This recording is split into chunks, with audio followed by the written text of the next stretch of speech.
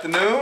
Yes. All right, well, I'm excited to be here, and we're going to have some fun. So the first thing we like to do when we start a cooking class is to sing some songs. Is that okay? Okay. Can you guys indulge with me a little bit? You guys got it. We're going to use a lot of food, verbiage. Can you indulge with me a little bit as we sing some good songs? Is that okay?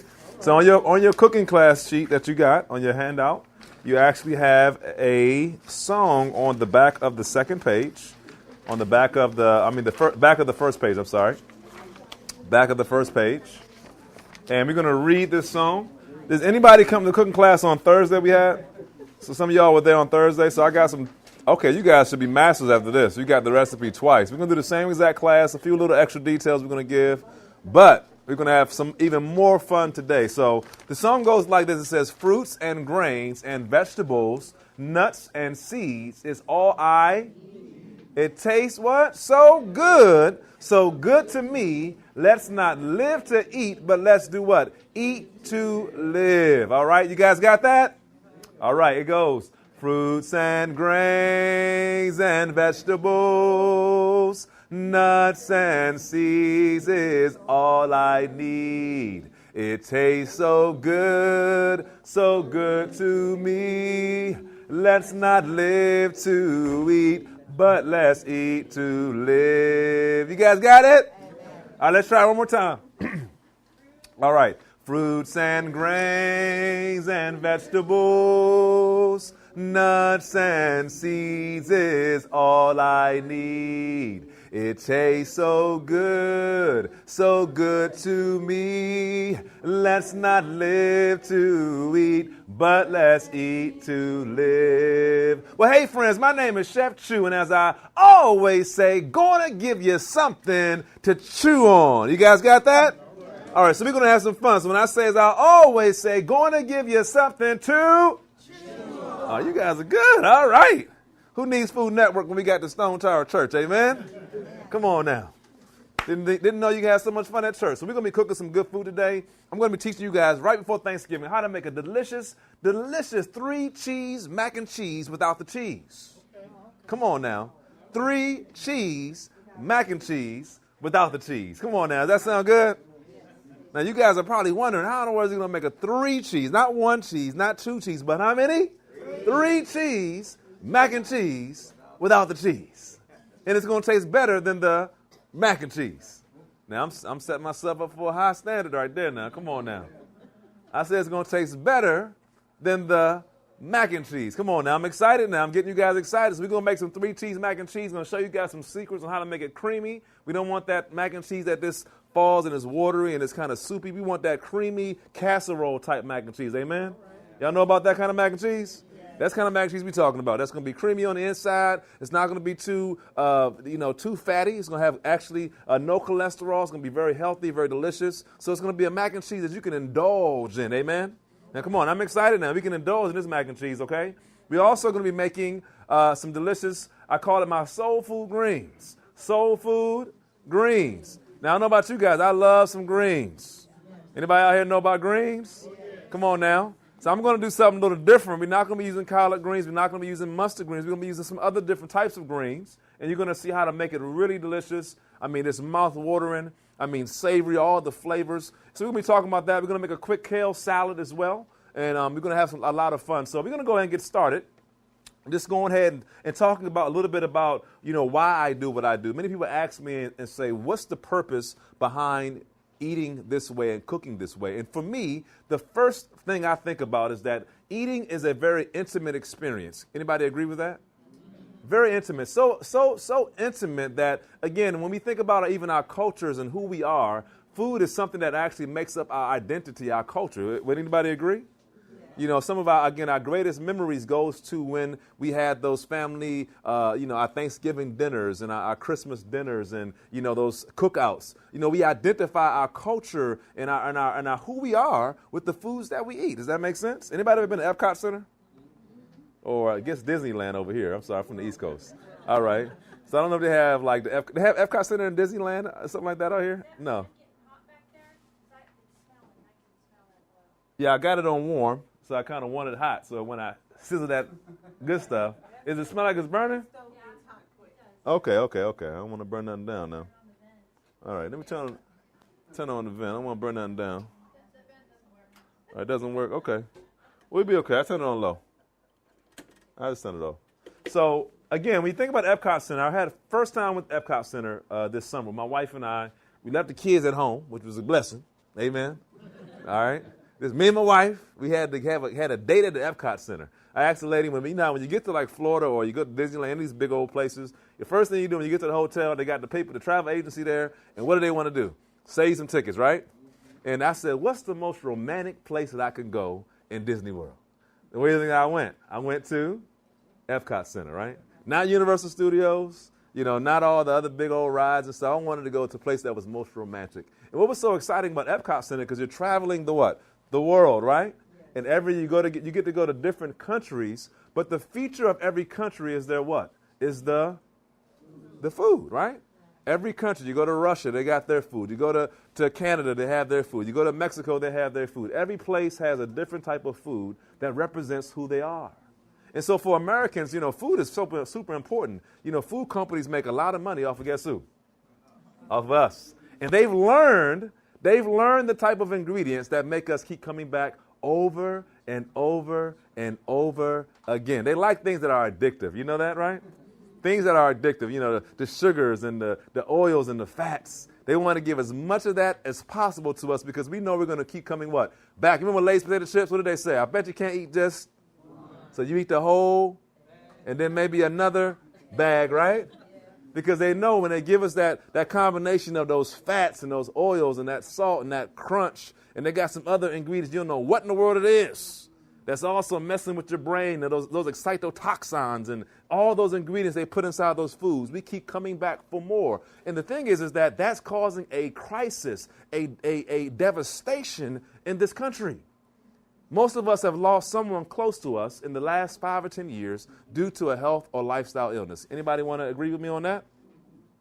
For me, I lost my dad 3 years ago, 4 different cancers: bone cancer, brain cancer, lung cancer, prostate cancer. Again, all those cancers hit all at once. My father called me when I was doing a cooking show. I'm doing a healthy cooking show. My dad calls me and says, I didn't want to bother you, but guess what? I'm in stage 4 cancer. Who wants to get that call?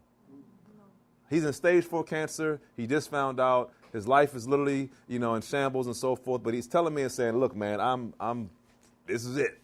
You need to come on home. Didn't want to call me because I was doing a TV show. He said, I don't want to give you a call, but I got to call you. So this is what we're dealing with. And so I literally had to stop my show early and go and tend to my father. And it was a blessing experience that we had. He actually lived for about another year and a half. And so we got some intimate time. That was a blessing. But again, my father died way too young. My son was only about about 2 years old at the time. He didn't get to see my daughter, who was born about a year and a half ago. So he missed out seeing his grandchildren grow up. He missed out seeing me still, in my business and seeing the things that, that God has done for me in my life. And so I miss my dad. I think about him so often. And I say to myself is that if I could do something, if I can be an inspiration to someone, let them know that you can eat better. You can eat actually delicious. And it can be good. You can have those recipes that you love in a way that's actually healthy, that's not actually bringing death, but bringing what? Life. So for me, when I think about cooking classes and feeding people and eating, it's a life or death issue. It's not just eating good food. No, it's a life or death issue. Is that okay? Y'all with me? I wanted to give you some context. So when you start thinking about what we're doing, it makes more sense to y'all. Does that make sense? So for me, this is more than it's not just a job. I'm not here to get you all just getting all excited. We're going to have some excitement. But for me, it's a passion that I believe is so important, especially in the time in which we're living in. Does that make sense? Yes. All right, so we're going to go ahead and have some fun. We're going to start off by making a delicious cheese sauce. Now, I say cheese with a Z. Is that okay? Cheese with a what? With a Z, all right? And we're going to show you how to make a vegan cheese sauce. Some of y'all may have made some of these recipes, but I'm going to show you guys how to do a simple technique. Now, I want y'all to put your scientist goggles on. Anybody got scientist goggles on here? Any scientist goggles? Come on now. So imagine you have your scientist goggles on. And again, when you become a food scientist, which each of you all are, whether you know it or not, because every time you make a recipe, you are doing science. Does that make sense? Every time you cook food, you're actually experiencing science. Water boils at what temperature? Anybody knows? Water boils at what temperature? Huh? Huh? I forgot myself, so you guys will tell me. It's 207, right? We know that, right? But it's science, right? When it gets to a certain temperature, it boils, right? You know, and what happens in the food scientist world is that they try to get really, real deep with it. They try to find out, you know, these patented ingredients that you never heard of. And they try to, you know, extract things from plants or the animal kingdom. Or they even take things from the sewage as well, if you didn't know that. Have you ever heard of pretzels before? The big pretzels?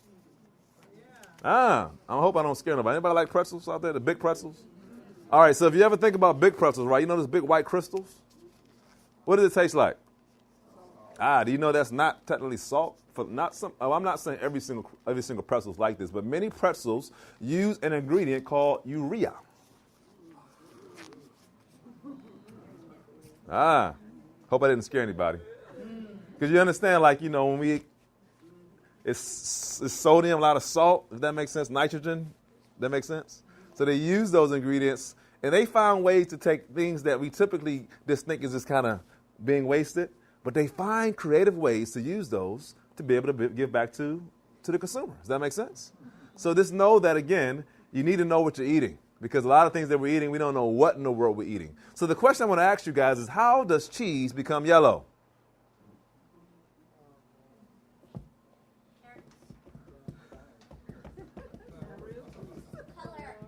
All right, so typically there's some type of what? Some coloring, right? Sometimes they use carrageenan in some of those ingredients, but many times there's some type of food coloring that, again, is made from some type of chemical that they can extract in, you know, pounds and pounds and pounds and pounds of it to be able to get these colorings. But I'm going to tell you guys today to put your food scientist goggles on and also your thinking caps on and ask the question, how are we going to make our cheese yellow? So our first active ingredient is cashews, and we're going to be using the what nut? The cashew nut, and we're going to have it. It's going to be 1 cup of cashews to 1 cup of, anybody want to guess? All right, but it's another ingredient that we're going to use. Carrots, okay? So again, the simple science behind this is that white and orange makes what? You guys are like amazing, man. White and what? Orange makes what? Makes yellow. So again, white and orange makes yellow. So again, doesn't take a rocket science to figure that out. You know, you can also use things like pimentos. Many chefs like to make pimento cheese by using cashews and red peppers, and you can use orange peppers, whatever color pepper you want. When I first made my first cheese sauce recipe about 20 years ago, I used a recipe called, or an ingredient called, orange juice. Hey, I tell you, it worked though, I tell you, you know. A little bit of acidity, you know. It had the yellow, the orange, and I don't know what else I used with it, man. But somehow I had all my college buddies come over. I just became a vegan in like 2001. And literally, man, they had my cashew cheese made with orange juice. And they all said they liked it.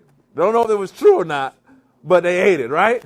So again, everybody has a journey. So my journey today, we're going to show you guys how to make something called a cashew base. The first part of this recipe is 1 cup of cashews to 1 cup of water. 1 cup of cashews to what?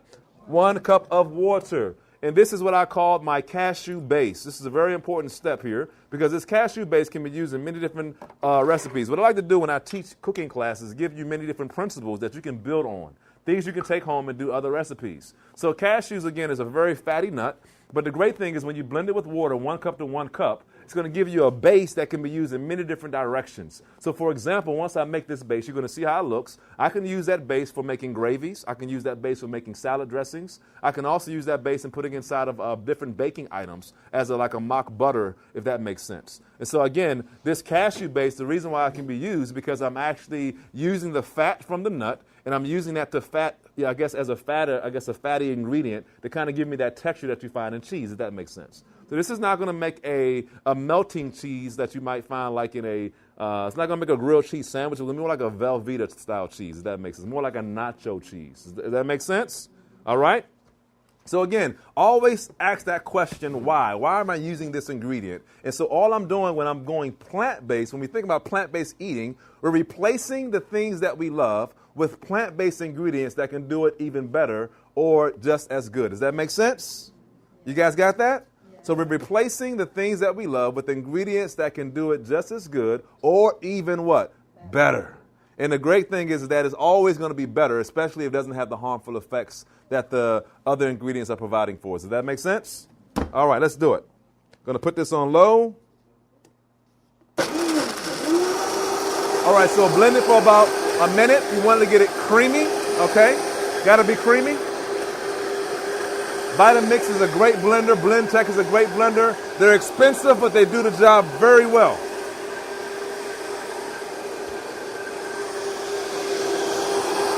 Another 15 seconds, and we are done.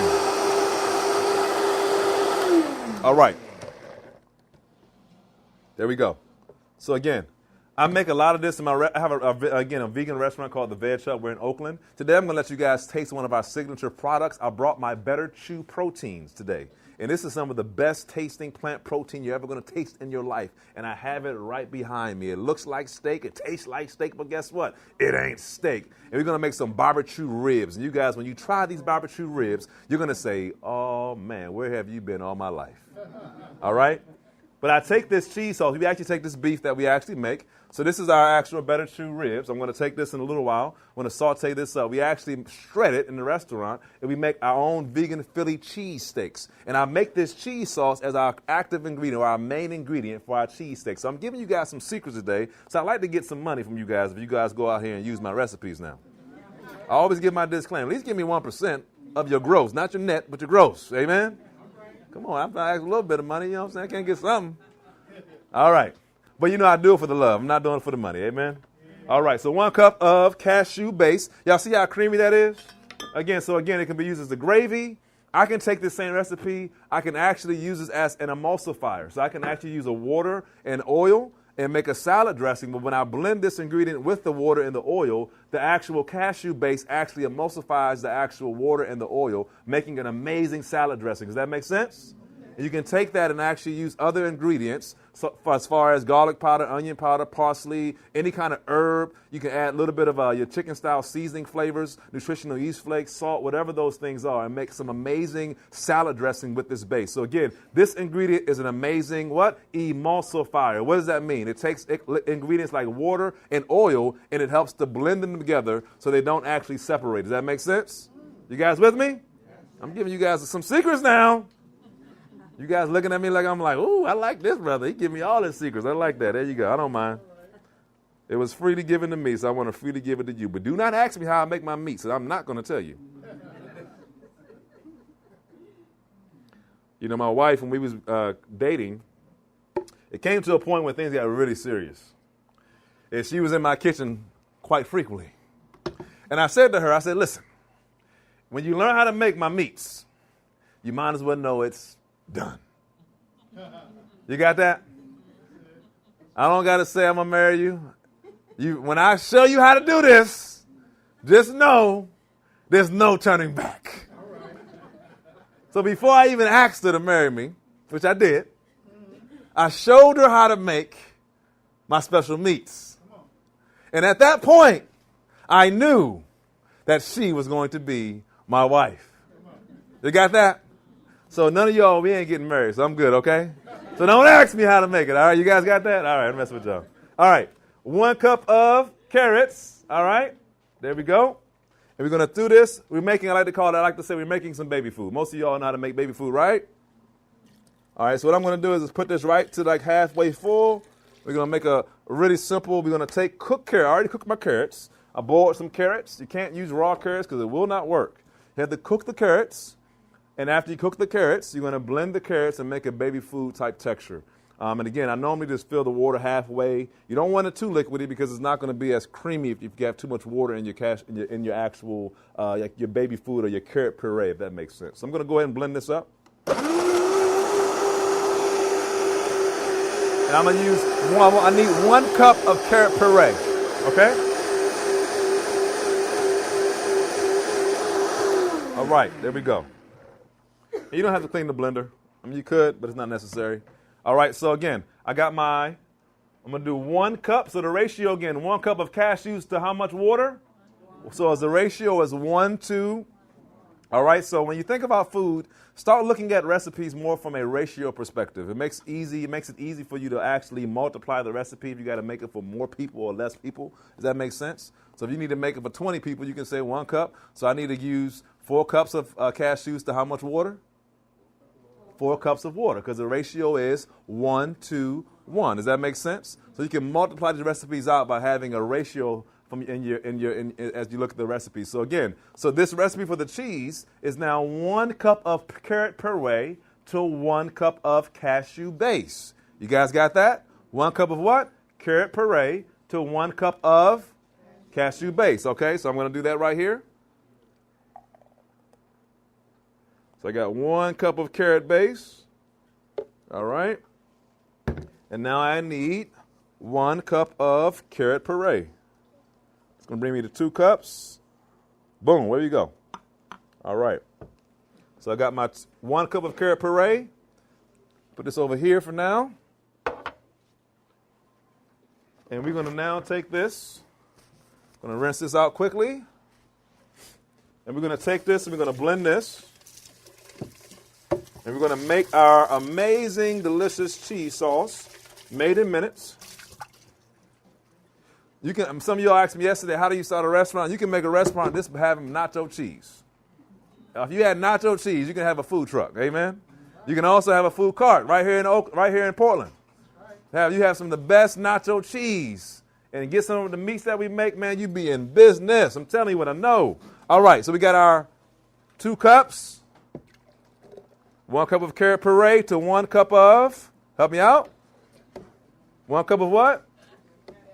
Cashew base. 1 cup of carrot puree to 1 cup of cashew base. Now the last ingredients I'm going to be using is an ingredient called my chicken style seasoning. Chicken style seasoning. Okay, so I'm on the vegan cheese sauce. I'm using a chicken style seasoning. And in this recipe, again, I modified it slightly. But again, you're going to see I'm going to be using, again, about a 1/4 cup of seasoning on this recipe, okay? So again, I'm going to be taking, I don't have a tablespoon measure. Boy. In my box over there, can you help me, Carl?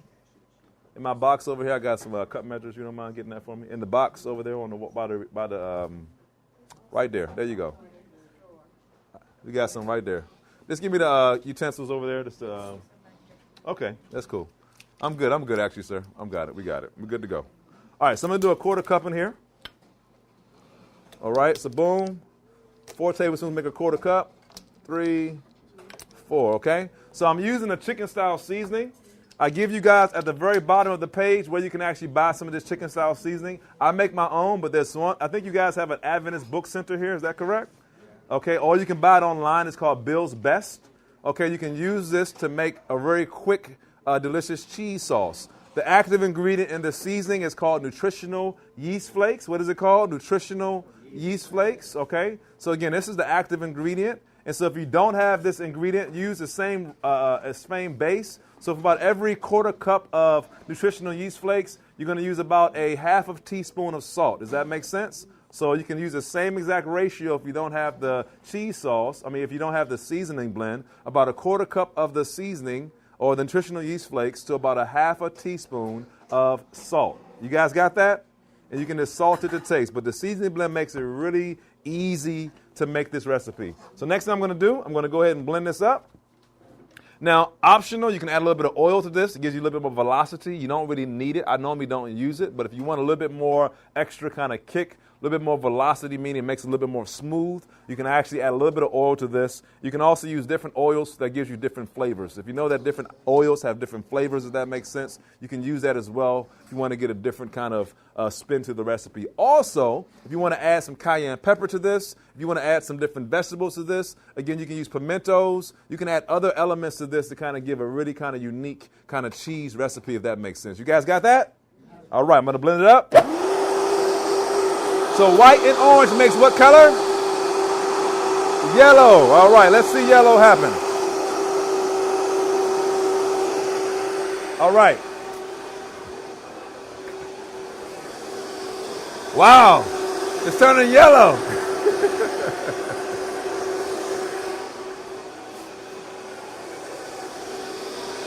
There we go.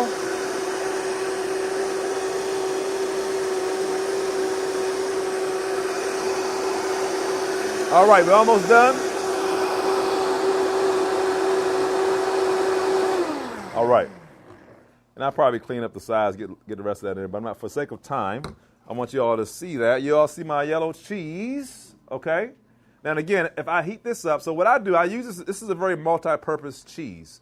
I use this in the restaurant like mayo. So I use it just like mayonnaise in the restaurant. So I don't actually use mayonnaise in my restaurant. I call this my hub sauce, and I use this on all of my sandwiches. If I heat it up, the texture begins to change once you heat this up. It actually becomes more gelatized. Did I say that correctly? Sounded good. But it actually starts to melt, and it has that nice Velveeta kind of cheese kind of texture, if that makes sense, when you heat it up. So the heat actually makes it, it has that nice, again, Velveeta kind of cheese kind of texture. But right now, as it stands, once it's cold, it's more like a mayo or like a vegan sriracha sauce. I don't know if you've seen like Just Mayo. They had a brand out there. They have like sriracha mayo and stuff like that. It has a very similar texture to that. So I use this in different applications for different things. And we're going to be using this again today for our mac and cheese. But here's the thing. The question is, if you actually just take this ingredient and just put this on your mac and cheese, it's going to be an okay mac and cheese. It's not going to be bad. But anybody that's eating mac and cheese, like dairy-based mac and cheese, it's going to eat that cashew-based cashew cheese in this. If you just use these two ingredients, they're probably not going to be super excited about your mac and cheese. It's going to be okay. It's going to be good. But it's not going to be that casserole-type mac and cheese that people are really used to. Does that make sense?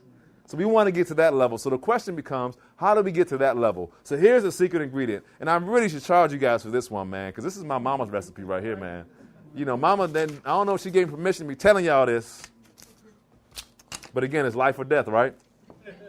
And I know some of y'all are going to steal you that mac and cheese. So I got to give you my best shot that I can, right?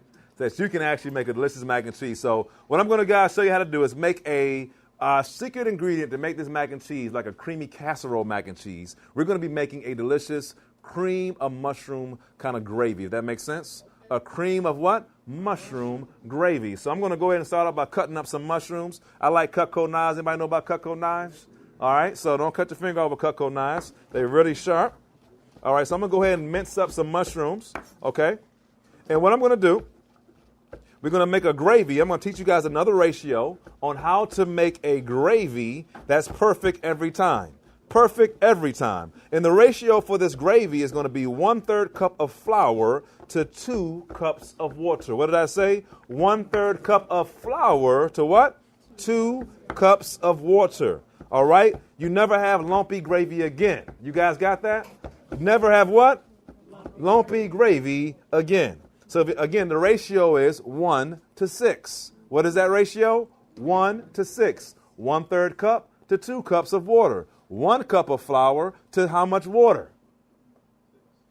6. You guys got it? You guys getting it? All right, it's a ratio. So 1/3 cup to 2 cups, or 1 cup of flour to 6 cups of water, okay? So what I'm going to do, go ahead and get this. Get my stove on right now. And we're going to go ahead and put a little oil to get this rocking. And oh boy, when you start smelling this food, you guys are going to start getting mad at me. I didn't want to start cooking yet, but I know when you start smelling the flavors and the aromas, boy, it's going to be on now. It's going to be on. All right, now. I'm going to put a little garlic in here just to get it started. A little garlic. So I'm going to go ahead and put some garlic in here. It's going to take a little time to get heated up. A little bit of garlic. All right, so I got a few ingredients. While that's getting heated up, go ahead and talk about some of the ingredients that we're going to be using. So again, I got the 1/3 cup of flour, 2 cups of water. I'm going to be adding a little bit of milk. That's going to add a little bit of extra creaminess to my gravy that I'm making. I'm also going to add a little bit of butter. Again, if you want a low-fat version, just don't put the butter, just don't put the milk in it. At least put the milk in it, but you can omit the butter if you like to. But again, these are the ingredients that are going to help make this creamy, delicious cream of mushroom. You can take the same recipe again and make a cream of mushroom soup. You can use that for different gravies. I think my brother in the back made gravy yesterday. He was making gravy. What's your name, sir? Eddie. Yeah, Mr. Eddie was making some gravy for you guys for dinner yesterday. But again, You can make this gravy. I mean, it's made with, I mean, you're talking about the ingredient cost. I mean, just think about, we're making a mac and cheese, right? We got noodles. The box of noodles only costs $1, right? Maybe $1.50, right? The cashews, only use 1 cup of cashews. So that's probably about 75 cents. The water's, you know, it's water.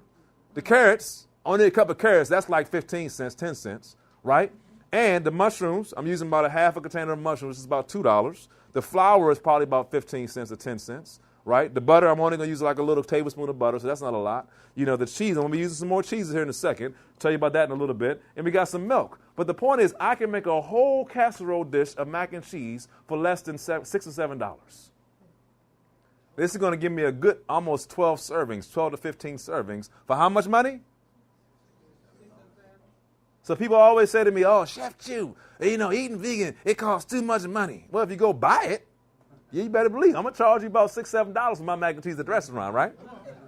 You know, because I need to make some money, got to pay my payroll and my expenses and stuff like that. But if you make it yourself, come on. Yeah. It can be a lot more affordable. You can go out there and celebrate and go out to restaurants every now and then. But if you want to actually transition to eating healthy, the cost is not that expensive. This morning, man, we had, Miss Parker made us some good food this morning, didn't we, Shane? I mean, come on, it was delicious now. We had some steel-cut oats, man, that she made. I mean, who thought steel-cut oats could taste good? And it was amazing. We had some milk to go on with it. She had some maple syrup. She had the bananas, the blueberries, she hooked it up, the coconut. And then we had some steak on the side. Oh, man, I was eating good, brother, with that steak, man. And we had some barbecue sauce to dip in a little bit, man, a little dip. You know, I was eating real good this morning. All right, so, again, it don't have to cost too much money to be able to eat healthy. So keep saying that. Somebody say, oh, it costs a lot of money to eat healthy. Say, that's a lie. It's not the truth. It's a lie. Because it can be affordable if you do it right. Okay, so I want y'all to smell that garlic, man. And when you say, whoo, come on now. That's what I'm talking about. About to get y'all upset. Now, I'm going to feed you at the end. Don't get too upset at me now. All right, so let's go ahead and get going now. I know you can't see. I'm going to bring it around here in a second. I'm putting the mushroom. I want y'all just to imagine with me. I got my mushrooms on there now. All right, you got to imagine. Can you guys imagine? All right, so just imagine right now that the mushrooms are soaking up all that flavor from the garlic, and it's infusing. Because what happens as it cooks, the mushrooms begin to kind of like percolate. You understand where I'm coming from? The flavors from the garlic, the juices from the garlic is going to infuse into the mushrooms. Y'all got what I'm saying right now? All right, come on now. I'm going to add a little bit of seasoning, a little bit of my chicken style seasoning, a little bit of that inside of that. All right. And what I want this to do, I want this to brown. So one thing you have to do when you're a cook, you got to be patient when you cook. You can't always stir the food too fast. Because I want that garlic to brown and caramelize, and then I want that mushrooms to also brown and caramelize, because that's going to bring out the flavor in the actual gravy. Does that make sense? I want the gravy to have an explosive flavor in my lips when I taste it. Does that make sense? All right, so I'm letting it go ahead and brown. Another 30 seconds, and this should be ready to go. All right. All right, come on, get a camera of that, Shane. You can come get a little close-up right there, sir. All right, so that's looking really good. It's browning. I wish you guys can see this, but it's okay, because I'm going to show it to you in a second. All right, smelling good. There we go. I got the how much flour? How much? 1/3 cup. All right. 1/3 cup.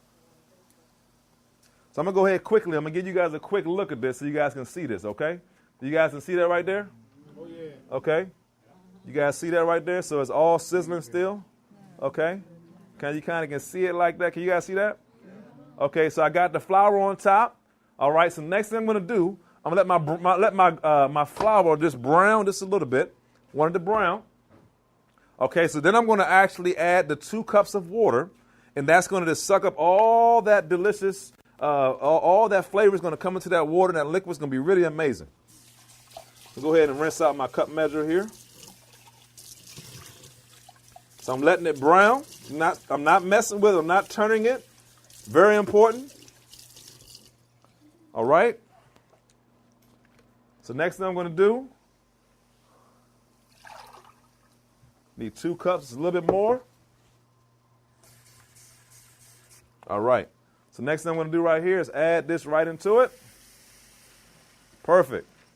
All right, so this is going to start. I got to stir it up with my little wooden spatula here. And it's all right here now. And so you know, this is going to be perfect gravy without lumps. No lumps? Come on now. Because I know some of y'all made dumpling gravy before, right? You know, you just try to make the gravy and it got little dumplings in there, man. Like, man, I can't get the dumplings out. If that does happen, it's okay. Because what you do if you got dumplings in it, just put it inside of a blender and it takes it all out, okay? Just know that. But now you don't got to worry about that happening ever again. All right. So here we go. This is cooking up. So what I'm going to do now, I'm going to add a little bit, few extra ingredients. All right. So give you guys I want you guys to see the process here. All right. You guys see how that looks right there? Come on now. Y'all see that right there? All right. Perfect every time. Don't take a long time now. Y'all got that? Now, there's some good eating right here, man. A little bit of biscuits on the side or some dinner rolls. Got the mushrooms in there for some umami. So, again, while I'm using certain, I'm going to explain some more science to you guys. Let that cook a little bit. I'm going to add a little bit of milk, a little bit of butter to this. But I'm using ingredients that give off a very savory type of taste to our taste buds. So, again, we have how many taste buds? Anybody know? There actually is probably a lot more than we know. But the main ones that we know, there's actually how many? 5. Okay, there's 5. Help me out. Give me some. We got sweet, we got sour, what else? We got bitter, we got salt, and there's one more. Savory, or it's called umami, okay? Umami. Now, again, the reason why we love, again, I talk about eating meat and the secrets that I've learned about why we like meat and cheese so much, it's because of that savory taste. And that savory taste comes from that, again, from our taste buds called the umami, or the savory receptors on our tongue that catches that savory taste. Now what happens, the way that it happens, it comes from ingredients or the protein molecules within food called the glutamates, okay? Does that make sense? That's why, you know, the food scientist says, the glutamates make a very savory taste, and it makes people come back for more. It makes their mouths, start to kind of like get all excited. And so what they figured out, they can make an ingredient called monosodium glutamate, which is a concentration of glutamates in a very chemicalized format, and that causes you to get really excited, causes you to come back over and over and over again. But the great thing is this same glutamates are actually, again, it's a protein, a protein that's found in most foods. Found not in most foods, but in some foods. So, for example, in mushrooms, the reason why in Asian culture they use mushrooms because it has, guess what? Lots of glutamates. The reason why they use fish, and they use a fish sauce or an oyster sauce, all those different ingredients because it has those naturally occurring glutamates. Also, they use soy sauce because it has those naturally occurring glutamates. So also nutritional yeast flakes. The reason why I said we make a chicken-style seasoning using nutritional yeast flakes is because it has natural occurring glutamates. Also, the reason why we love things like barbecue sauce and also tomato sauce or ketchup is because tomatoes have natural glutamates. And these are foods that we keep coming back for over and over again. So for when I want to find out how to do a nice savory dish, I use ingredients that's going to give me that what? That savory taste. You guys got the science of that? I'm teaching you guys how to be chefs. Y'all with me? All right. Hope I ain't burning the food up. I'm talking too much now. All right. Now what I'm going to do, a little bit of butter. And when you guys see this, you're going to get mad at me, boy. You're going to get mad at me. Oh, man. Because all you think about now is that your belly now. I got you guys warmed up. All right, I got the milk right here. A little bit of milk. All right, now we're in business. All right, this is about done. Okay? A little bit of soy milk. So I use soy milk. You can use any kind of milk you like, almond milk. Cashew milk, you can use whatever. Also, with that first recipe that I gave you guys with the cashew base, if you use 1 cup of cashews to 4 cups of water, you can make your own cashew milk from scratch. 1 cup of cashews to how much water? 4 cups of water, a little bit of vanilla, a little bit of sweetener, whatever you like to use, whether it be natural sugar or date sugar or honey or maple syrup. You can make your own delicious cashew milk from scratch. Now, here you go. You got some good old-fashioned gravy right here, made in minutes. Oh, man. Look some kind of good now, y'all. Some kind of good right there. Look good, right? Yeah. All right. So I'm going to add that to my mac and cheese. So now the last thing we're going to do, we're going to make our mac and cheese. And you guys are going to get to see this. So, okay, what I'm going to do, I got my mac and cheese here. I'm going to move these out the way.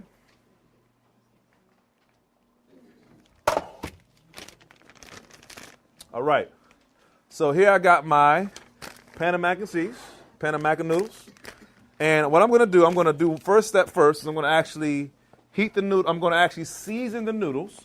One thing I always recommend, this is something that you don't have to do if you want a low salt version, you can actually omit this flavor. But I like to make sure my flavor of my mac and cheese is actually flavored all the way through all the bite. Does that make sense? I don't want the flavor to be on the outside. I want the flavor to go all the way to the middle of that noodle.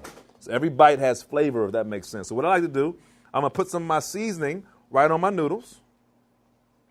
You can just use simple salt if you want to. You don't have to use a chicken style seasoning, but I'm using this flavor. Okay? Going to add a little bit of oil. Not a whole lot. Just enough to be able to, so I can actually get the mixed up. All right. Mixing that up. So now my noodles are going to be flavored. I can take this, at this point, I can have some fun right now, y'all. I can take these seasoned noodles, throw some of that gravy on there now. Come on now. And you can use different kind of pastas, too. You can go penny pasta, rotini pasta, any kind of pasta you want. Just season your noodles up, whatever kind of flavor. Use some garlic salt. You can use some adobe salt. You can just go really simple. Take some of that gravy right there with some vegetables, string beans, asparagus, broccoli, and you got a dinner by yourself just with those simple ingredients, okay? You guys with me? All right? You can take any kind of like a meat substitute, like a ground beef crumble, vegan ground beef crumble. You can use anything and add it to it as a nice protein. But these are simple recipes that can be made in minutes. You got to be creative when you think about cooking, okay? So I'm giving you guys base ingredients that you can use to make a lot of other different types of foods. Y'all with me here? Yeah. All right. All right, there we go. Boom. Here's the fun part. We're going to do the last step here. We're going to put our last ingredient. So what do you think I'm going to add to it? I got a 3 cheese, mac and cheese, infused with a delicious Grandma Brown's gravy, okay? And that Grandma Brown's gravy is going to make it like a casserole. That's what's going to cause it when it go on that plate. It ain't going to fall down. It's going to sit there. This is creamy, as melty as it can be. It's going to be amazing. All right, so each of these ingredients has a specific role that it plays in my recipe. And again, I have my cashew cheese, okay? All right. Throw that in there, just like that. All right, so remember, you can have a good mac and cheese with cashews. It'll be good. It won't be that bad, but it'll be good. Now I'm going to add this ingredient called dyed cheese. Now I recommend, and some people say, I'm just going to take noodles, and I'm going to, I'm not going to use any other cheese except for dyed cheese. If you do that, it's not going to taste that good. Did I say it right? Okay, this cheese is a very strong tasting cheese. I don't use it for its flavor as much. I use it for its ability to melt. Does that make sense? It has the ability to kind of melt like pizza cheese, does that make sense? And so it has that ability. So I'm using this. So this is my second cheese. I'm only using a little bit, not too much. Too much is going to be too powerful. This cheese is too strong, so you don't want to use too much of this cheese.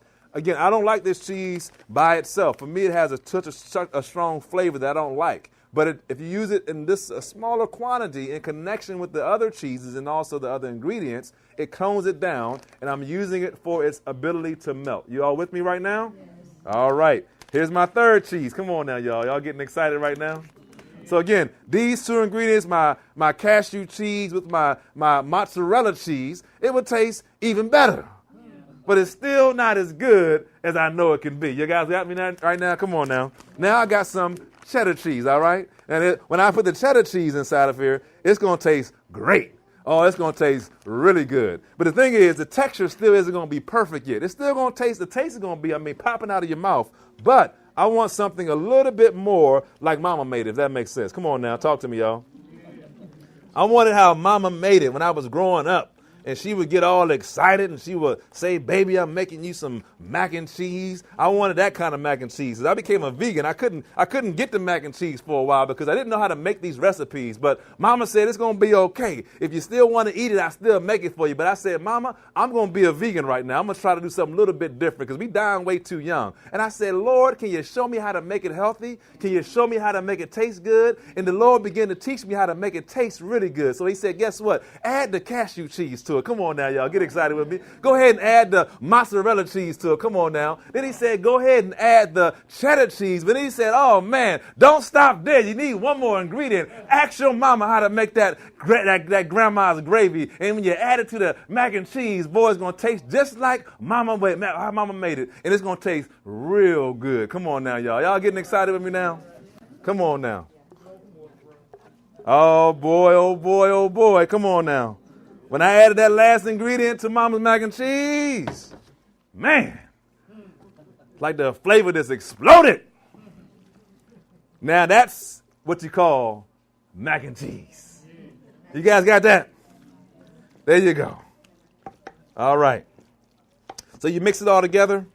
Really simple. Mix it all together. And we're going to put this in the oven, 350. About 40 minutes. Once it's completed, at the very last 5-7 minutes, you put it on broil. It's going to brown the mac and cheese, give you a nice little crispiness on the top edges of the mac and cheese. So you got a little crisp, and you got that meltiness and that chewiness. Come on now, you guys getting excited, right? A little chewiness in there now. Come on now. All right? Y'all ain't know I can preach when you have making food, did you? You ain't know about that, did you? He was like, man, he's on a run right now. Come on now. You got to get excited about it. Come on. If you don't get excited about it, you're not going to go and do it. So I got to get you guys excited about it. Because we don't get excited about cooking sometimes. And the Bible says, oh, taste and see that the Lord is good. Amen. And he wants the food to taste, guess what? Good. Y'all with me now? So last thing I'm going to do real quick, I'm going to clean up these edges. Hope you guys ain't getting mad at me because I know you've been watching me cook too long. But I'm going to feed you at the end. So don't worry about it. I'm going to feed you. All right, so we're going to put this in the oven. All right, my mac and cheese is cooking a little too long. I need somebody to cut that off for me. Because the other mac and cheese I'm supposed to serve y'all is going to be burned up. So if I can get somebody special to help me to turn these ovens off. It look good, though. I'm going to take it out. All right. So this is my mac and cheese that's done. Y'all look good, don't it? Look real good, right? All right. So we're going to have this a little later. And so what we're going to do, we're going to turn this oven on warm, if we can. All right? Let's put it on warm. And it's going to put that bottom oven on if you can for me.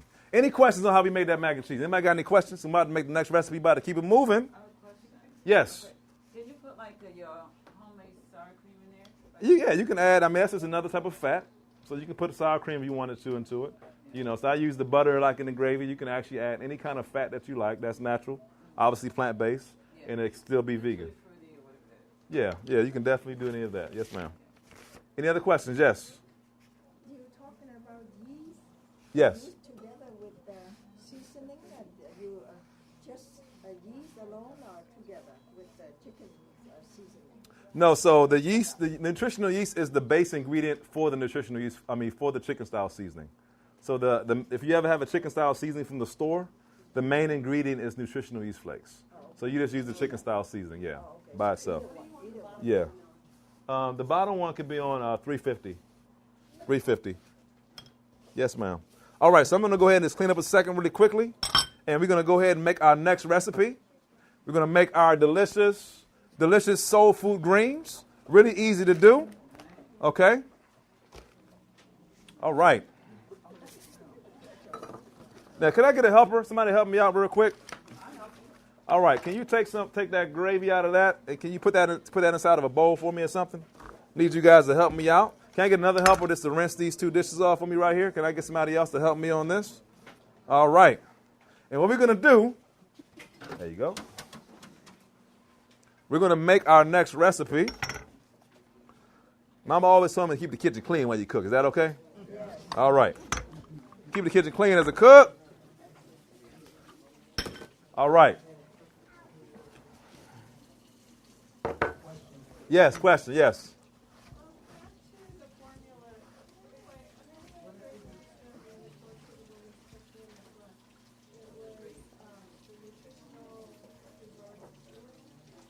Yeah, so the seasoning, you can buy the seasoning and just follow the recipe that I gave you, right? If you don't have the seasoning, you can use nutritional yeast flakes. And for every quarter cup, you use about a half a teaspoon of salt. Does that make sense? Yeah, so if you don't have it, you can still follow the same recipe, but use a quarter cup of nutritional yeast flakes, but a half a teaspoon of salt. That'll give you a base flavor for it. You can add a little more salt if you need to, if you want it more salty. Add a little garlic and different ingredients to kind of add some more flavor to it, however you like. Does that make sense? All right. Oh. All right. All right, somebody rinse this off if you can. I'm going to need that. You want me to wash the skillet for you? Yes, please. All right, so next thing I'm going to make. Thank you, ma'am. All right. All right, so you want to do greens or you want to do kale salad first? Get what you guys want to do. Let me know. Do those greens. Y'all said the greens? Yeah. All right, let's do the greens, okay? All right, so I got a bowl of kale, right? We got different types of kale, right? I like to have fun with my kale. I got some, this is the dinosaur kale, curly kale, and I got some red kale, okay? So we're going to use all these kales, okay? And again, once you understand how to make this, man, you're going to be so excited because your greens will never be bitter again, all right? So again, a lot of times we make greens, sometimes the greens have a bitter flavor to it. And it kind of sometimes that bitterness, when things are too bitter, sometimes it doesn't always have that nice savory experience, if that makes sense. So what we're going to learn how to do is how to make a delicious, savory, mouth-watering green. Is that okay, y'all? All right. So there's a couple of ways of doing this. I'm going to do a little differently today. I'm going to actually just cut this up, kind of fine. I keep my stems, okay? So don't ask me about taking these stems out because I'm not going to do it, okay? Some of y'all don't like stems, but that's why the nutrients at, so keep them stems in there now. All right? Keep them stems. Now, one way I can make this is I can make something called pot liquor, okay? Yeah. Anybody know about pot liquor? Yeah. I don't think you guys know about pot liquor, man. Now, where I'm from, we made pot liquor. Now, back in the day, before I knew about the vegan stuff, we used to add some special ingredients to make our pot liquor, if that makes sense, okay? Some of those ingredients were, first ingredient, when we first started out, it was called ham hocks, all right? Now, when we learned a little bit better, we kind of got away from the ham hocks, and then we started using turkey necks, all right? And that also gave flavor. You following what I'm coming from? But I got even away from that. Sometimes we even have a little bit more fun, and we add some bacon to it. Is that okay, right? Now, back in the day, I'm not that old, but back in the day, we would take the grease from the bacon grease, and we put the bacon grease juice in the pot liquor. Does that make sense, right? Now, that's where I came from, right? Yep. So all that smoky, that bacon flavor, all that, we got to figure out how to do all of that. Yep. So when somebody that's not vegan, when they try this, they like, greens? Come on, man. You talking about pot liquor? They thinking about all of that. That's their context. So how do we give them a good context that's actually healthy without any of those ingredients? Now we're going to have some fun. You guys ready for this? All right, let's do it. All right, so look.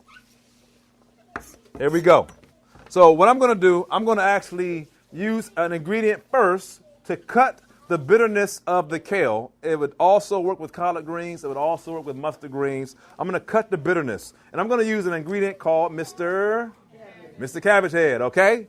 Mr. Cabbage is really important because the cabbage, sometimes we grew up, at least I grew up eating cabbage as well. Boiling cabbage, eating it for dinner. But cabbage has a sweeter taste. It doesn't have a bitter taste when you cook it. So I'm going to cut the kale with the what? With the cabbage, all right? Now, what I'm about to do, I always advise, do not do this at home. You guys got that? Watch.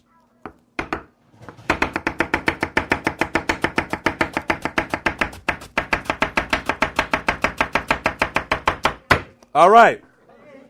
Don't do that at home, okay? Because you probably will cut your finger off with a Cutco knife. All right? So don't get excited, kids. I know your brains are like this, getting excited right now. Like, oh, boy, I can't wait till I get home. Don't try it, please. All right. All right, happens so fast. You can cut a finger off. And I cut a few of them, believe it or not. You okay? I'm okay. Yes, ma'am. Thank you so much. A little bit of oil. First step we're going to do, add a little bit of minced garlic. My minced garlic is somewhere right here. Let me some minced garlic on here. So I'm going to go ahead and get my flavors going. Now I'm going to take the minced garlic right here. And I like a lot of garlic in my greens. So I don't know about you. I don't like to be frugal with my garlic now. You want all that garlic in these greens now. Don't be mad at me now. I like garlic. Breath funky, but it's anti-fungal. It's anti-inflammatory. It's everything anti, right? The garlic is just good. So just be liberal with it, eh? There's some things in life you can be liberal with. Is that okay, y'all? Come on now. All right. All that garlic in there, man. I'm getting excited. All right. So that's heating up. And what I'm going to do, let this start to caramelize. I want this to caramelize. Now, again, some of y'all get in the kitchen, you get all excited. You go, I'm going to try Chef Chu's recipe, man. I can't wait to get home and try this, man. So what you start doing, as soon as you put the garlic in, you just want to start dancing with it. You just want to start mixing and stirring and all that kind of stuff. You don't need to do that. I need you all to let it just marinate. Y'all got that? What we're going to be doing, I like to call it layering. I'm from the East Coast. I'm specifically from the D.C. area, from the D.C., Maryland area. So I don't say Maryland. Y'all got that? I say Maryland. Y'all got that? What did I call it? Maryland. Y'all got that? Okay? So I'm from Maryland, all right? So I'm going to be doing something called layering. What I say? Layering the flavors. I'm going to layer the flavors and let these flavors just marinate on top of one another, okay? So what I'm going to do, I'm going to take my garlic at the bottom. I'm not going to turn it. All I'm doing is letting this start to cook. Put my cabbage on top, all right? And I'm going to let this cook. It's going to take a little time for it to get started, but once that starts to sizzle, you're going to see what I'm talking about, all right? Now, on top of this, I'm going to add a few flavors. Got me some seasoning. Throw some of that on there. You can also use Bragg's liquid aminos. Another ingredient. It's called what? Bragg's liquid aminos. You can omit the seasoning in this recipe if you want to go with a different type of umami flavor. You can use a Bragg's instead of the nutritional yeast flakes or chicken style flavor. I'm going to go ahead and use the chicken style flavor. I'm going to sprinkle that evenly over top of my cabbage. Evenly over top. All right. So what's going to happen is that this oil and the garlic and the nutritional yeast flakes and the cabbage, it's going to have this amazing flavor. I want to get this roasted. I want to kind of have a roasted cabbage with infused garlic all throughout it. Then there's another special ingredient that I'm going to put inside of here that's going to really make you this, ooh, boy. You guys with me? And it's a really simple ingredient. You guys have probably heard about it before. Anybody that does barbecue knows about this ingredient. It's called Wright's Hickory Smoke. What makes bacon taste like bacon? Right? It's the smoke, right? They add the hickory smoke to it. So rather than putting the bacon inside of it, we're just going to use a cap full of the hickory smoke. Now, how much did I say? Now, what did I say? You do too much, you're going to ruin your whole recipe. So you only want to use a cap full of this, okay? You guys got that? All right. As a matter of fact, when you make this recipe, don't pour it over the food. Because sometimes you might slip up a little bit. I've done that before. So I'm going to do it over here, okay? So I'll make sure I don't ruin what I got, all right? So we're going to put this on top. That's all I need, all right? That's all I need. All right. So I'm going to let it go. I'm not going to mess with it. And while I'm doing that, I'm going to go ahead and making my kale salad. Is that okay? All right. So, again, I'm going to go ahead and chop all of this up. So I'm going to use this for our kale salad. I'm going to let this caramelize, let the flavors roll on that. And we're going to make a kale on kale. Again, when I make this recipe right here, I can eat all of that by myself. By myself. All this is mine. And as a matter of fact, when I make this kale salad, I can eat, guess what? All of that by myself. Now, if you're having problems doing something called number 2, get the kale greens and the kale salad. Do it for a few days and see what happens. You will never have problem using the bathroom again. Y'all got that? Natural remedy. Who needs what they got? Pepto? What they use? No, not Pepto-Bismol. What they use now? Castor oil, or you got the I don't know, lax. You got all these different names these days. They got all kinds of them. Just get some kale, man. I'm telling you what I know. And again, get the different types of kale. Make it fun for yourself. You can eat good and use the bathroom real good. You know what I'm saying? Y'all think I'm crazy, man. I am telling you. I'm telling you. Do you know that the mother of all disease starts in the colon? You feel me?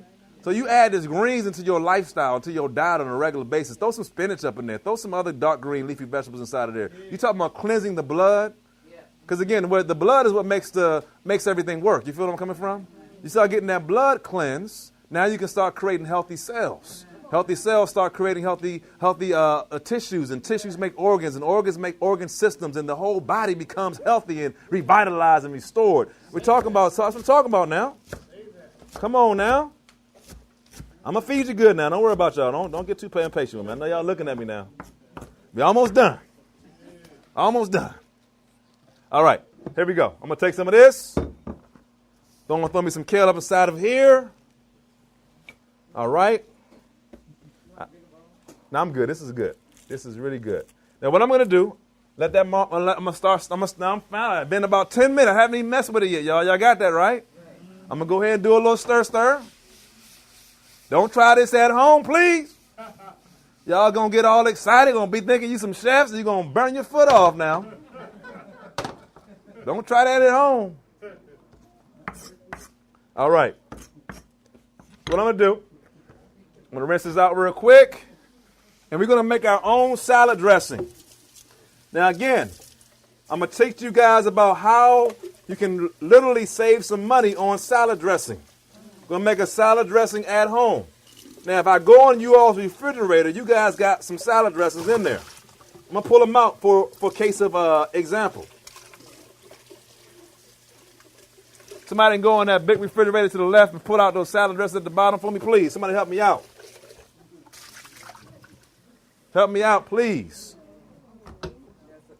On the other refrigerator, on the very bottom left, you got some of those dressings down there.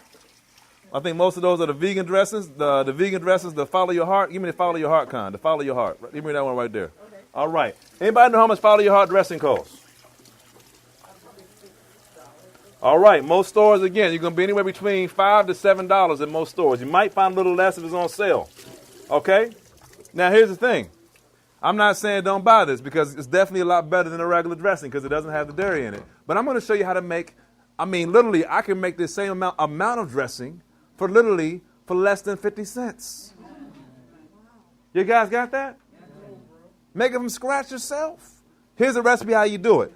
I'm actually making an anise dressing, which I love the anise dressing. I'm going to be making a similar recipe to the anise dressing, which is a green goddess dressing. We're going to make something similar to the green goddess. This is about $4 or $5 in the store. We're going to make our own from scratch. And again, you can use this. It can go a lot of different ways. But I want you guys to help me out. Call out the ingredients. What we have on our kale salad recipe. What's the ingredients that I have? Help me out, please. Lemon juice. All right, how much lemon juice? 3 tablespoons. All right, 3 tablespoons of lemon juice. All right. 1, 2. Why do you think we need to use lemon juice for our kale salad? Why is that important? Takes the place of vinegar. There you go. Excellent. But what is that? What does the vinegar and the lemon do? What's the property that I guess you would call it? What kind of? It's an acid. There you go. So what is the acid going to do to the vegetable? It's going to break it down. So we want to use the lemon, or again, a lot of times vinegar is being used to be able to break down the vegetable. Next ingredient. Help me out, please. All right, tahini. All right, love tahini. Has a slight bitter taste to it. Doesn't taste like peanut butter, but it looks like peanut butter. Has a slight bitter taste to it. But it's going to the tahini is going to give me a good mouthfeel. Does that make sense? Because it has that creaminess with the tahini, okay? How much tahini do I need? 1/4 cup. 1/4 cup. So I'm going to use 4 tablespoons of this. I'm going to oil my tablespoon so it makes it easy to work with. Easy to work with. All right. I'm going to use 4 of these. All right. 1, 2, 3, and we got how one more? 4. That makes 4 tablespoons makes 1/4 cup. What's next? Liquid Bragg. 1 tablespoon of. All right, 1 tablespoon of liquid Bragg's aminos. Give it up for liquid Bragg's aminos. Thank you very much. All right, boom. How much? What's next? Honey, 1 tablespoon. All right, 1 tablespoon of honey. Some of y'all who might be really strict vegans or you don't use honey, you can use regular maple syrup. I really don't personally like maple syrup, but I probably would use a cane sugar, or I wouldn't use the molasses. You can use agave, something like that. So if you don't use honey, you can use something else. But cane sugar works just fine. All you need is a little sweetener to cut down the acid or the sourness from the lemon juice. The reason why a lot of times people use vinegar, because vinegar doesn't have a sour taste to it. Does that make sense? Right. So a lot of times people use lemon juice. They use vinegar instead of the lemon juice. But vinegar obviously has, there's some health concerns about vinegar at times. But so lemon juice, if you use lemon juice, you can cut down the sourness by adding a little bit of sweetener or honey. Does that make sense? Yeah. 1 tablespoon? Yeah, 1 tablespoon, yes. All right. What we got next? 1/4 salt. All right, 1/4 teaspoon of salt. Okay. Now what I'm going to do, this is looking really good. I pretty much caramelized this really nicely. All right. Next thing I'm going to do, I'm going to add my kale right on top. It's made in minutes. So there's 2 ways I can do this. I can actually just straight up boil my kale separately, right, and get it really tender. Some of y'all don't want to put too much heat on your greens. That's okay.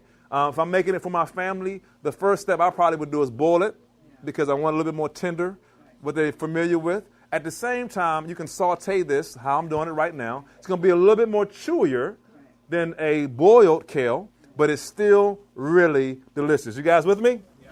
All right. So I got all my flavor really is already in that cabbage and the seasoning that I've already put inside of it, and the garlic that's been inside has been infusing in that. A lot of my flavors inside of that. Does that make sense? All right. So lastly, I'm going to add a little bit of water to this. A little bit of water. Add a little bit of water to this. And I'm going to, at the end of this, after this, I'm just seasoning it to taste. I'm going to add a little bit of oil, just a little bit more. That oil is also going to give a little bit of mouthfeel, almost like a broth, if that makes sense. So give a little bit of mouthfeel to it. Okay? I'm going to add a little bit of oil. It's a little water.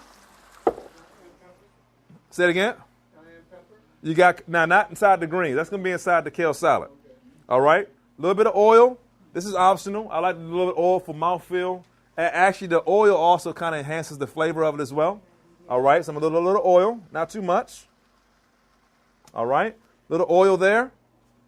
I'm going to do a little bit more seasoning. All right? And let that dish start to cook. And the water's going to help to bring that flavor in there. We have lastly on this some sea salt, right? Yeah, 1/4 teaspoon. All right, so we're going to shake a little bit in there. 1/4 teaspoon right here. Yeah. All right. We almost done. A little too much. All right, we good.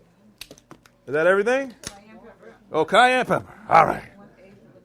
Now, where's my friend at? I had one of my friends gave me some cayenne. He had some hot cayenne, man. That cayenne was hot. That was a little much, but it's all good. I like heat, you know what I'm saying? That was an accident, y'all. You know how it is. Oh, okay, my bad. 1 quart of water. Okay, all right. You know how y'all good Adventists are. Y'all like some heat, don't you? Come on now. A little cayenne ain't hurt nobody. All right. All right. 1/4 cup. 4 tablespoons. All right. Now we're done. Now, the great thing about this is a very concentrated salad dressing.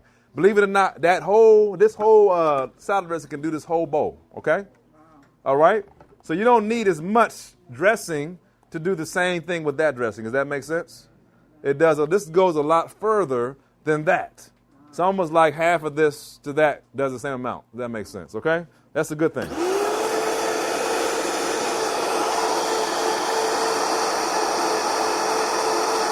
$30 seconds, done.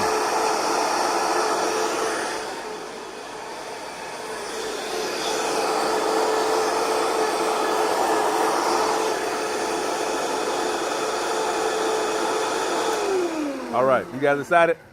Yes. We're almost done. We're about to get some good eating on. And last thing I'm going to do, throw this in here real quick. All right. Nice and creamy. All right. Now I'm going to do a little massage technique. You got to massage this. Okay.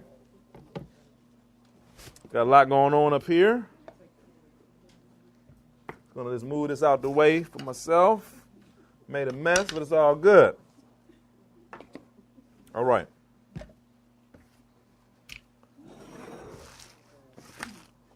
All right, so the massage is all in here. You can see it's looking good already, right? You can add, right now you can add some other ingredients, some carrots. You can add, some cauliflower, some broccoli. You can go however you want to do it. It's up to you, But for me, this bowl is mine. Don't even ask me for any, okay? Because when I eat this, man, I'm ready. Like, I'm ready to take over the world. Imagine having this for lunch. I'm going to let you taste it now. Come on now. All right. So there we go. I'm massaging this down, getting these flavors. If you guys can help me, some of you ladies, if you don't mind, help me to clean this area up. I'm going to start getting these foods ready to go. Any questions on what I've done? Any questions? Y'all see that right there? Voila. You got kale salad. If you want to be a little bit more tender, let it sit for about an hour. It's going to be a little bit more tender.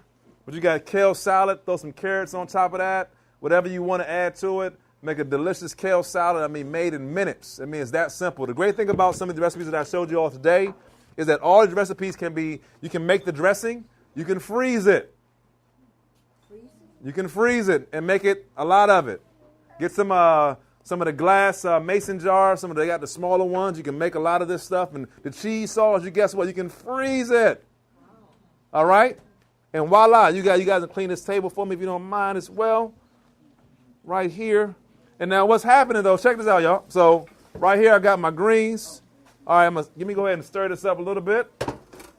I'm about to throw this pan on right here because I'm about to get you guys some steak made. About to get this mac and cheese going. You guys about to eat good, man. Now, I take donations now. Come on now. I'm just keeping it real. Again, some of y'all don't know. Again, Mr. Carl Parker, who did this event, he didn't actually charge the church. I didn't even give him a price that said, I'm coming, Carl. I just coming out to help. So if anybody wants to support the ministry, we'll take this donation. I can do an auction right now. I got some good food. I take a good donation for an auction on this food I made. I can give y'all a big plate. You know what I'm saying? A big plate. How you go you don't say nothing when you go on the airplane. You got coach. You'll pay $200 extra to ride the coach. Now, some of y'all want a big plate. I know you do. I can see it in your eyes. This teasing. All right. So I'm going to go ahead and mix this kale in here. All right, so there we go. That's looking really good, y'all. So I got my kale. I need to let it cook for this a little bit longer. All those flavors in there. All those flavors. It look good, right? You got a little rice or barley, man, and you just got good eating. You see that broth, that little pot liquor on that thing right now? Come on now, talk to me, y'all. Talk to me. So what did you have the burner on for that during that time? I had it on about medium high. Medium high. So that's pretty much, again, cook that a little longer. Let all that flavor's gonna come inside of that. Again, if you want to add some onions to that, you can add onions into that kale. You can also add some green peppers and onions. You can have a lot of fun with it. It's a baked recipe, so it's no set model that you got to do. Okay. So again, we're gonna go ahead, y'all, and get ready to do this thing. Any questions on what we've done? Any questions? Any questions? Any questions? Were you using raw cashews in that first? Yes, I use raw cashews in there. So again, I want to ask you guys a question. Where's my man? Where's Shane at? Shane here? Yes, he is. Where's Shane at? All right, Mr. Shane's my videographer. Say thank you, Mr. Shane, for all your hard work. And also what's your name again, sir? Mr. Frank's amazing, y'all. Frank's amazing. He actually got this recorded so you guys can go back and watch it. It's going to be in your website, I'm assuming. So you have that available for you guys. But again, yesterday I asked some of you guys that who would want to see an amazing vegan restaurant in Portland? Who wants to see that happen? Come on now. Come on. Raise your hands high. Come on now. Who wants to see that happen, okay? Now, here's the thing. You know what's so powerful? Keep your hands up one more time now. One more time. I want to see it. All right. I got the hands now. Now, here's the thing. You can put them down. So what I want y'all to know is that the great thing about a restaurant, this is what I do on a regular basis at our restaurant. I do cooking classes on a regular basis at our restaurant. And this is so intimate. It's so amazing because you get to build relationships with the community, if that makes sense, right? And so one thing I always say, you know, when you got these type of environments, restaurants and these type of things, you can use it as a way to reach your community. Does that make sense? It's an amazing tool that can be used to show God's love, okay? So we're getting the plates out right now. We're getting the food going. Last thing I'm going to show you while we're getting the food together. Keep you guys energetic. We're going to make our steak. You need anything right now? I'm good. We're going to get the plates ready, get the mac and cheese going. And what we're going to do, I'm going to show you guys how fast and how easy it is to make our product. So this is our better chew steak, okay? So I'm actually going to use this, and I'm going to make kind of like a beefy rib, a beefy brisket rib, okay? And literally it's made, again, in minutes. It comes in this format. All you got to do is put it on a pan, saute it up, and literally in 3 to 5 minutes, you got some of the best tasting plant-based ribs you ever had in your life. Who believes me out there now? All right, come on now. You're going to have to try it now. Come on now. All right, now, Mr. Parker had something this morning. Now, was it good, Mr. Parker? Excellent. Yes, sir. All right. So we're going to go ahead and get this going. So we're going to go ahead. I need some helpers. I get some more hands up here. I get some hands. We can get the food ready to go. The plate's going. I know you guys are ready to eat. So you guys can get some gloves right here. Some gloves. Get some gloves. And we're going to go and get the mac and cheese that we have in the oven up top. We can start with that. You know what they may be? So we're going to make some real quick samples. All right, so show you guys how this works. Man, we got everybody working already now. Come on, I'm getting excited, y'all. Come on now. All right, where's the oil at? I think I just misplaced the oil. Okay, I'm going to put a little oil in the pan. Thank you.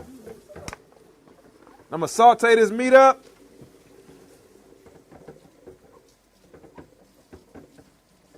All right.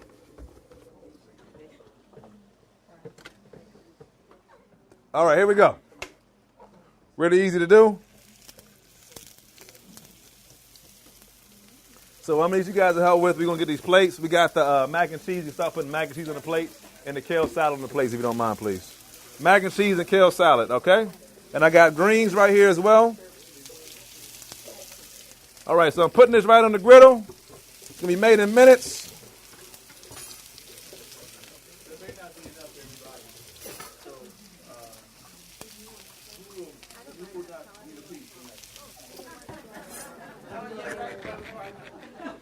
All right, all you're giving is a taste. We just give them one little scoop. Just one little scoop. You know, Smaller than this, maybe? yeah, I'm just one little scoop. You don't need to do too much. It's one little scoop. So you need you guys to make an assembly line. So one person can do the greens, so we can make an assembly line. So once you get one, we can do the kale salad, then the greens at the end, okay?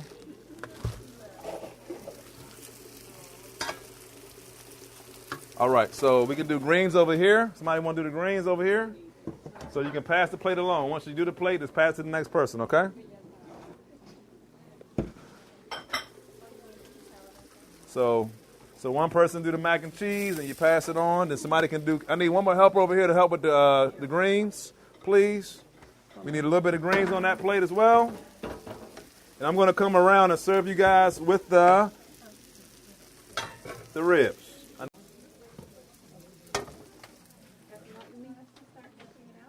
Yeah, somebody can do the serving. Once we get all the greens on it, we can start serving.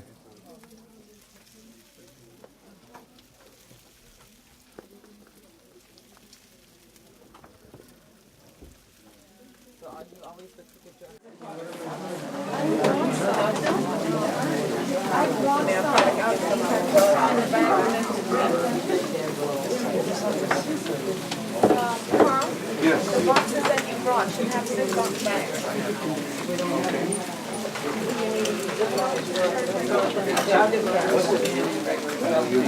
We're going to keep on serving. We're going to say a prayer in a second. But I want to thank you guys for your support.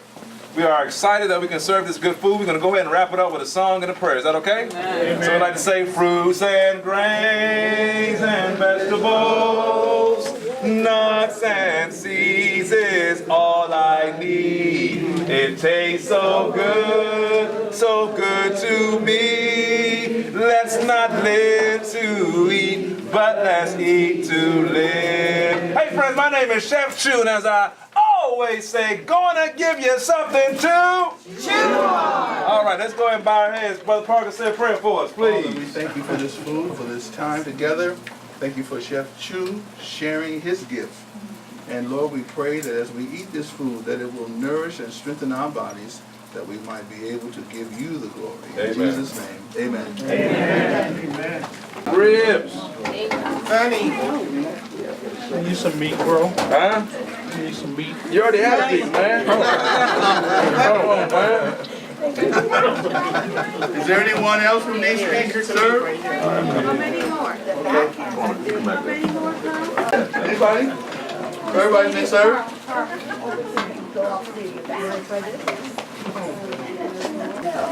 gonna do a picture of this.